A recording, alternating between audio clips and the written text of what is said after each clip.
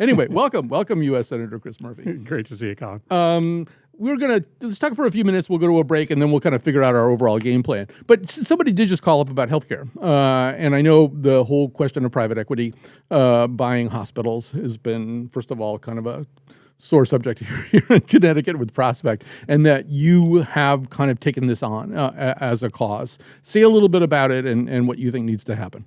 Yeah, it wasn't that long ago when, almost every healthcare experience we had was with a not-for-profit entity. We now accept today that all of our insurance companies, for instance, are in it to make enormous, disgusting amounts of profit, and we're just pawns in that game. But, when I came into this world, insurance companies were by and large not-for-profit. We thought that there shouldn't be a profit motive in the distribution of life-saving healthcare.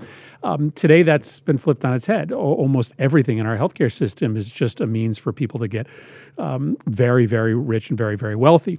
Private equity is the worst of that transition because private equity is not intending to hold an asset like a hospital for more than a handful of years. And so what they do is they strip it bare, they borrow a ton of money, and then they sort of flip the asset. Often it's in much worse shape than when they found it.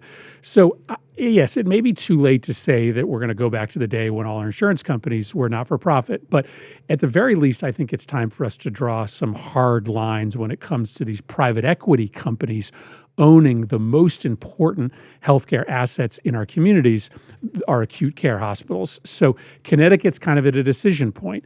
Are we going to allow another private equity company to come in and buy these 3 hospitals?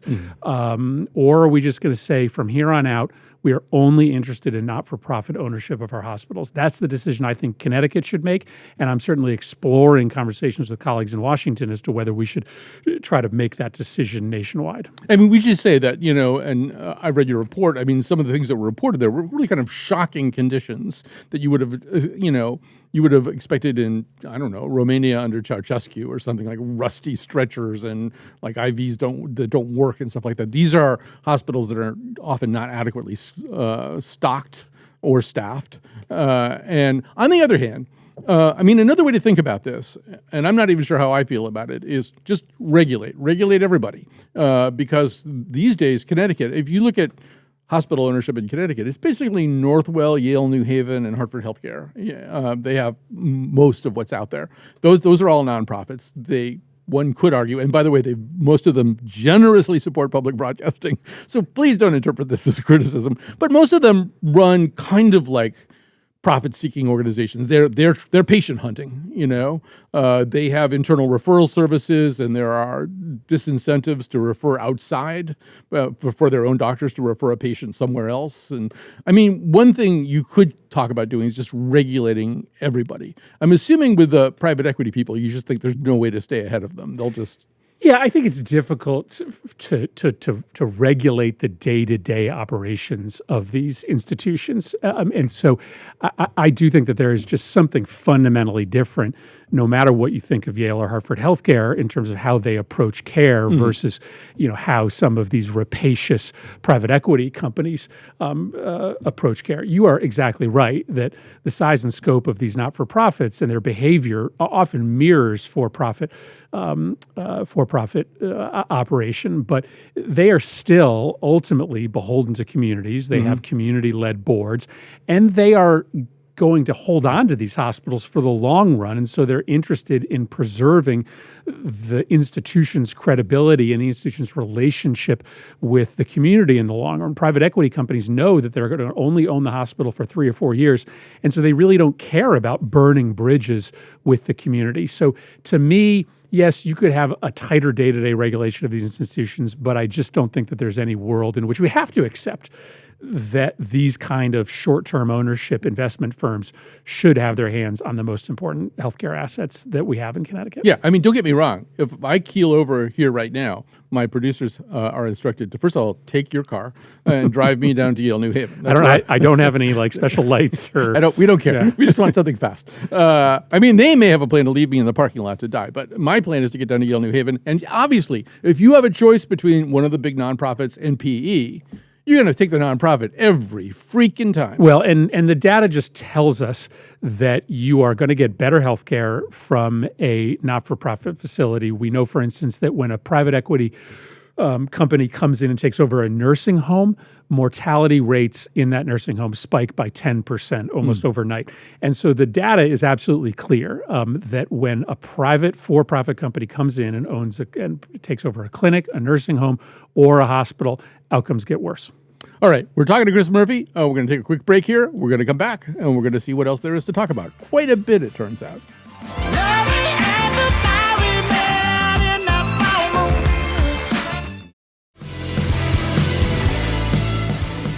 So here in studio with me is the very unattractive, both inside and out, senator from Connecticut, Chris Murphy. Actually, I don't feel that way about you. I think you're very attractive. But the president and out. He just wanted to make it inside and 100% clear. Yeah. So, but the president did truth that or X that about you, or what's that like to have the president of the United States attack you at that level?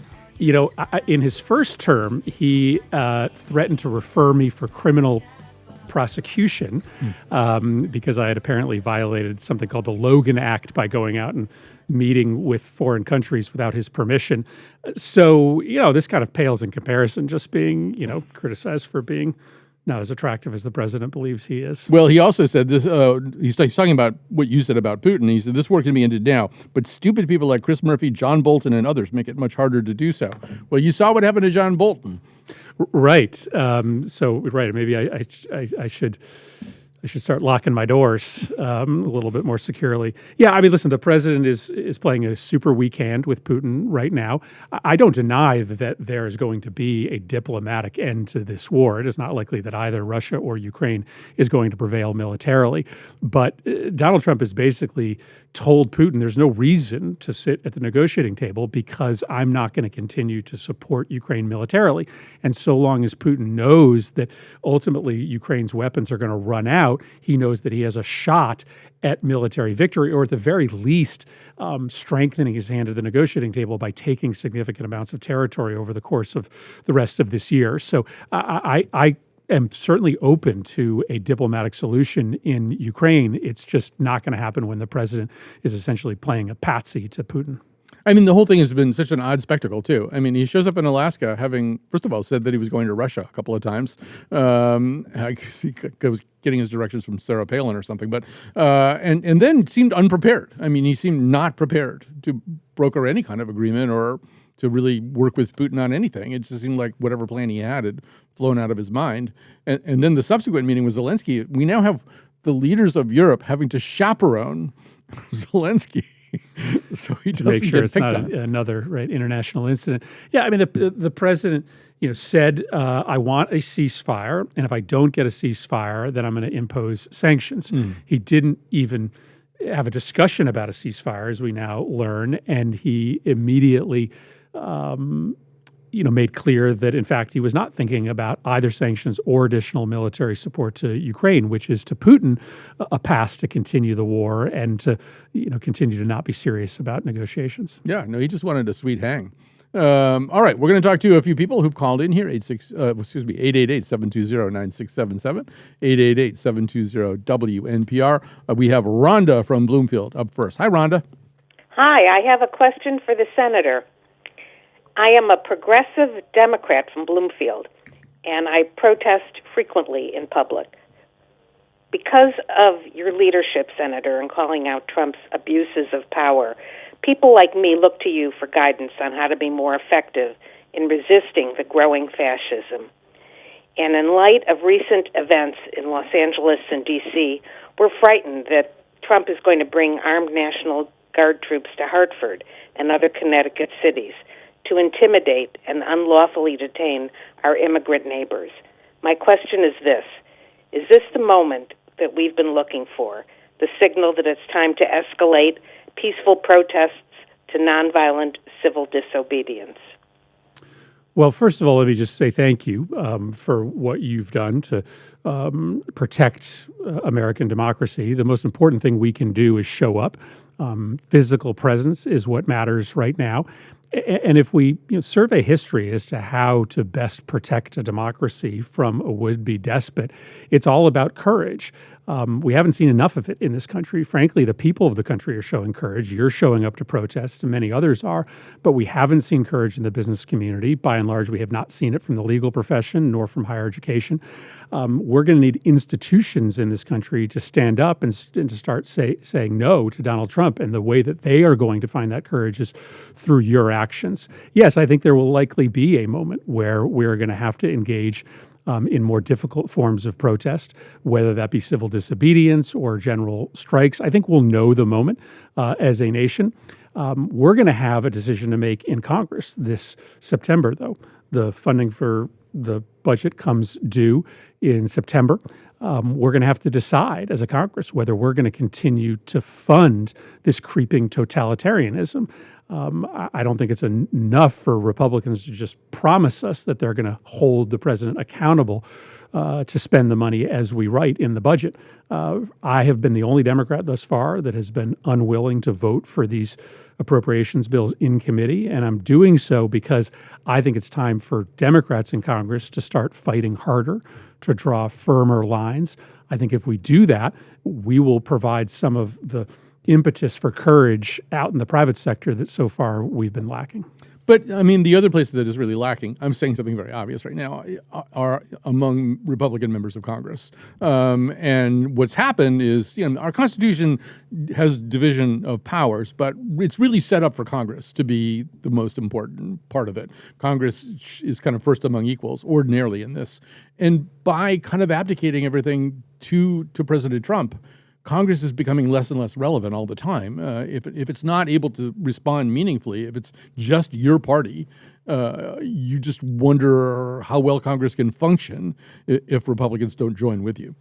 Yeah, and I don't think there's any sign that they will. I mean, they effectively operate as employees of Donald Trump. There's really no signal that they're going to break in any meaningful way.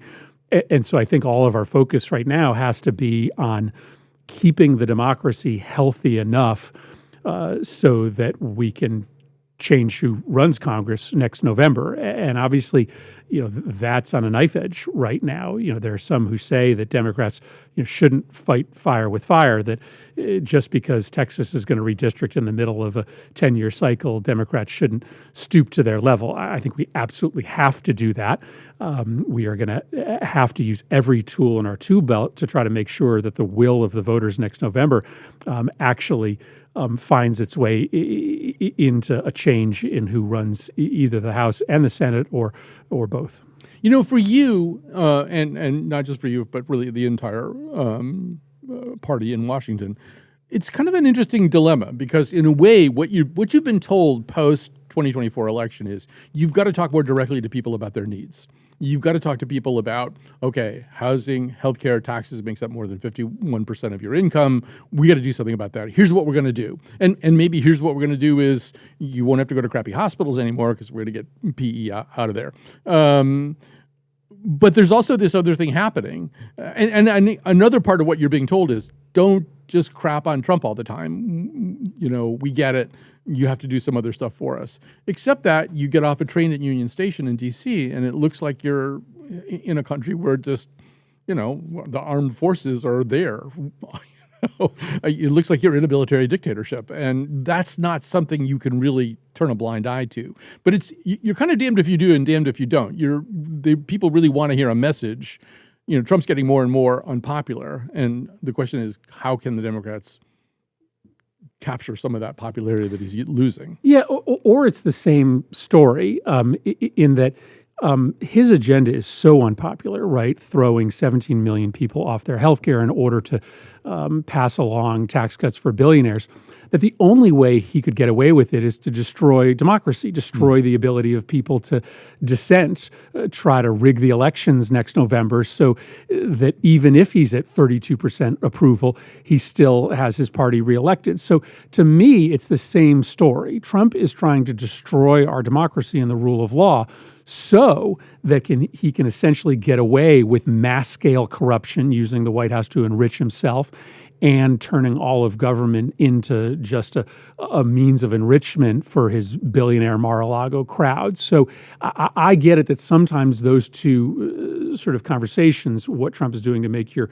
life on a day-to-day basis harder and his attacks on democracy look different, but I actually think they're part of the same story. Yeah, and in a way too, it proves that we've been using the wrong metaphor for decades and decades now. That metaphor about the frog or the lobster in the pot, and you're turning up the temperature at 1 degree every day or whatever. I mean, it turns out though you can turn up the temperature 50 degrees and people are paralyzed. I mean, having ICE agents raid a car wash in Newington, having armed troops in the nation's capital, getting ready to go to Chicago next probably or something. This is all shock. This isn't 1 degree of temperature up every 5 hours or something. This is all kind of shock therapy, and it doesn't seem like we are able to organize a very good response. Yeah, and I think that there is this narrative out there that there is going to be this day when the moment of true crisis for democracy comes, but there is not going to be an attempt to burn down the Capitol. There is probably not going to be a day where he declares national martial law. But what can happen over time is that slowly but surely, fewer people just decide to come out of their house to engage in protests. Fewer people write donations to Democratic candidates. More and more colleges refuse to allow protests to happen. And we will still have an election next November, but it won't actually be a true, free, and fair election. And so that's why I'm trying to convince my colleagues to stand up sort of more robust resistance, to be willing to engage in riskier tactics right now, because I think we have to, use our power and our bully pulpit to signal to the country that we might actually be right at the exact moment when we lose our democracy, even though you may not know it until next November. I'm going to grab one more call, and we'll take a break, and then we'll come back. This is going to be, and I'm taking him first because he during a low period of it in his life, he roomed with me for a little while. But hi, Fred. It's Fred in Collinsville. You have the floor. Hello, Colin, and hello, Senator. It won't take but a moment. Senator, I'd like to know what percentage of the Republicans in the Senate really know that Trump is very bad for our democracy, even though they're afraid to say so publicly. I mean, very, very few. I mean, you're talking about, a number that I can probably count on 1 or 1.5 hands. I think what you need to understand is that something has happened inside the Republican Party over the last 10 years. Two different ideas have become dominant.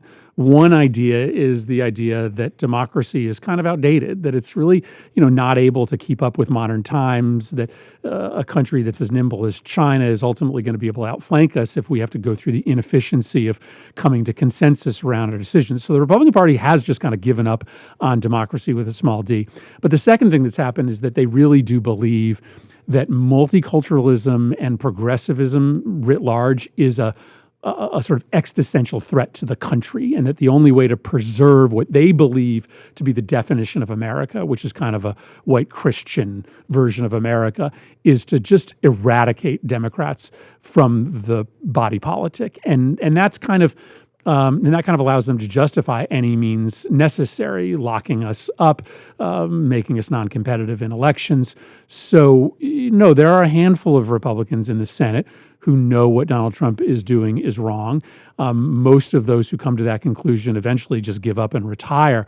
But 90% of Republicans in Congress, to some extent, believe those two things, that democracy is probably not worth fighting for any longer, and that the only way to save America is to just purge Democrats and progressives from the political ecosystem. Yeah, I mean, if you want to see what conservatism was like in this country, prior to the sea change that you just described, I think pretty accurately, read the Wall Street Journal editorial page. They still believe all that stuff that conservative. So they go nuts.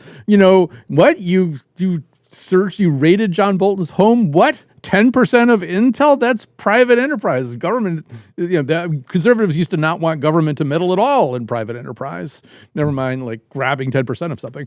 So it's fun to read the Wall Street Journal editorial page. It's kind of a nostalgia trip, to sort of, Reagan era conservative. Yeah, but of course Trump has done a deal with the Wall Street Journal crowd in which he has promised them that if you look the other way on my destruction of democratic norms and even my destruction of the rule of law, which in normal times would undergird a free market economy, I'll just take care of you. I'll butter your bread. And this is, again, the unfortunately tried and true story of how democracies do get converted into something that at the very least is a very illiberal democracy.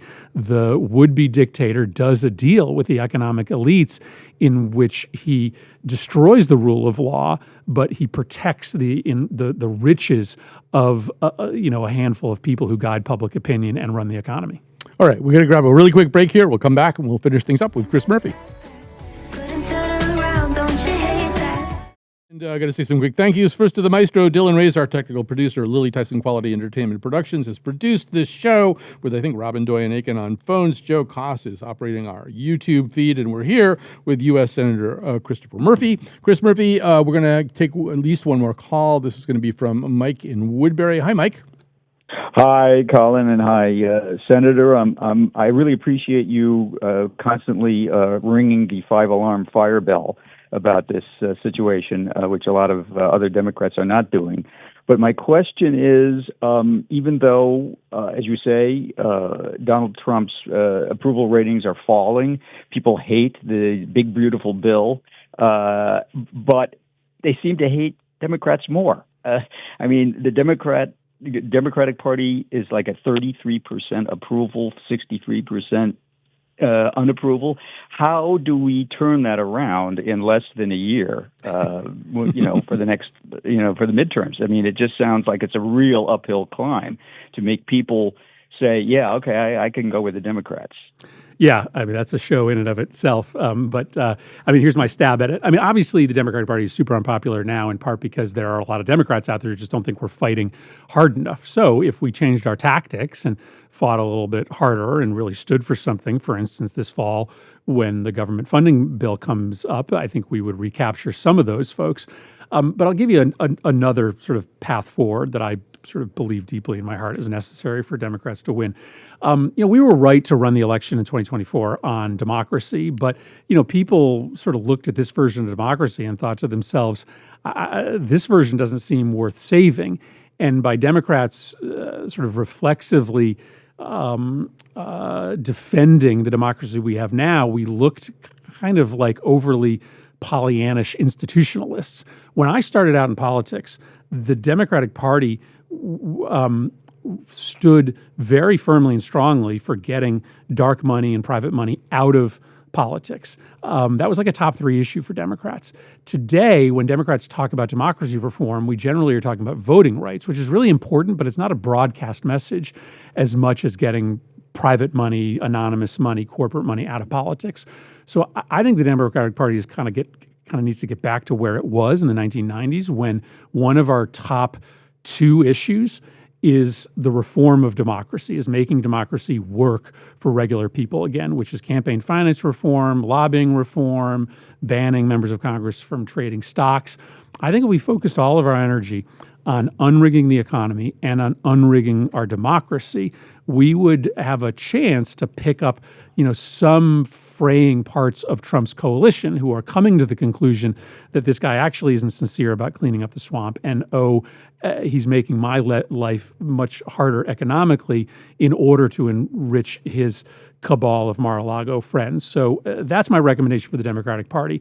Talk about voting rights, that's important, but really structure our democracy reform message around money in politics. I wonder if also, every electoral cycle now seems like it's a change cycle. We're just in a permanent turnover of change cycles. People are unhappy. People, you've really delved a lot into kind of the mental health of Americans. People seem very unhappy. They seem dissatisfied with what they have right now and what they had in the past. I wonder if part of the messaging has to be, I mean, Trump's messaging was, I'm going to tear stuff down, I'm going to drain the swamp, and that resonated with a certain group of voters. And I wonder if talking about the past is a good idea. Maybe talking about the future, talking about we're going to have to build new things that have never existed before because, in fact, of your disenchantment with everything that you had before.